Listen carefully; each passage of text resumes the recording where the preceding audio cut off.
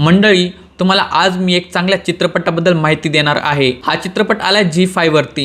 ही reel आताच save करून घ्या, पुन्हा सापडणार नाही।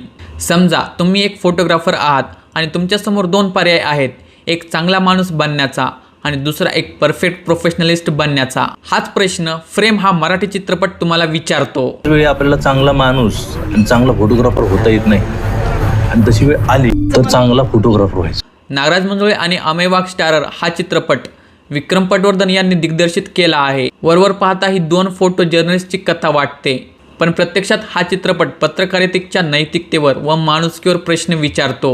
चित्रपटात चंदू पानसारे आणि सिद्धार्थ देशमुख हे दोन फोटो जर्नलिस्ट आहेत। दोघांचं काम एकच, पण विचार पूर्णपणे वेगळे। चंदूचा विश्वास आहे की पत्रकाराचं पहिलं कर्तव्य म्हणजे सत्य कॅमेऱ्यात कैद करणं, मग पुढे घटना काही का असेना पहिल्यांदा फोटो काढायचा, भलेही पुढे ॲक्सिडेंट सुद्धा झालेला असेल। तर सिद्धार्थला वाटतं की फोटो काढण्यापेक्षा माणसाचा जीव जास्त महत्त्वाचा आहे।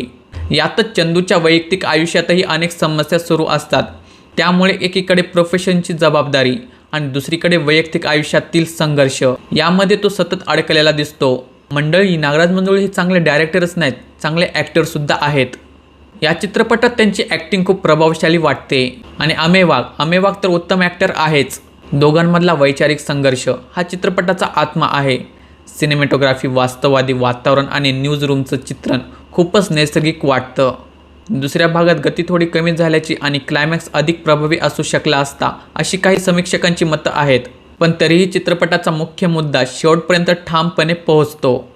फ्रेम हा फक्त पत्रकारितेवरचा चित्रपट नाही, हा प्रत्येकासाठी आहे जो कधी ना कधी योग्य आणि सोयीस्कर यामध्ये अडकला आहे। आणि तुम्ही जर पाहिला असेल तर हा चित्रपट तुम्हाला कसा वाटला हे कमेंटमध्ये नक्की सांगा। आणि अशाच सिनेमांच्या गोष्टींसाठी फॉलो करायला विसरू नका।